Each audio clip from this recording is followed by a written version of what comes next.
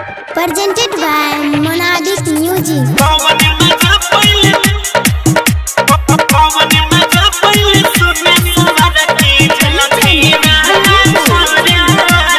Singing by Gaurav Thakur. पकड़ाई गेलही दिन दोपहर कांड कोइले छौड़ी बारा गरबार कथी करे रही बोल गे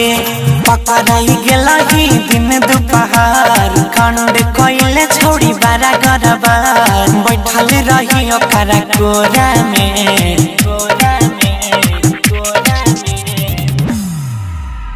कौन मजा पहले सुने पता रखी जुलफी वाला छौरा में कौन मजा पहले सुने सवार रखी जुलफी वाला छौरा में Sai Recording Studio, Delhi. कौन मजा पहले सुने सवार रखी जुलफी वाला छौरा में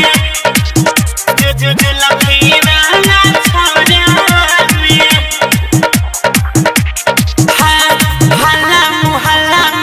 तोरे नाम के पहिना पूरा गम में छी बदनाम के कले तू छौड़िया ऐसन काम गे करले शादी अब भला ही जवान गे बोल त बर तुहारी लगइयो सुन हल्ला मुहल्ला में छौ तोरे नाम के ओहिना सगरे तू छी बदनाम गे कले तू छौड़िया ऐसन काम गे करले शादी अब भला ही जवान गे मैंने ने सही सही कहे छियो बात नहीं छोड़ला कहूता कुछ तोरा में कौन मजा पहले सुने पता रखी जुलफी वाला छौरा में कौन मजा पहले सुने सवार रखी जुलफी वाला छौरा में कौन मजा पहले सुने सवार रखी जुलफी वाला छौरा में जुलफी वाला छौरा में Sai Recording Studio, Delhi.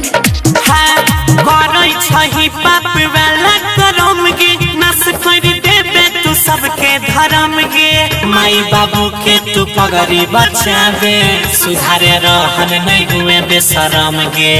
आदत सुधार ले हे कोई करई छही पाप वाला करम गे नाश कर देबे तू सबके धर्म गे माई बाबू के तू पगड़ी बचाइए सुधारे रहन नहीं हुए बेशरम गे तोरा पसंद खाली गौरव छगे दम छगे हनी सन्नी के हथौरा में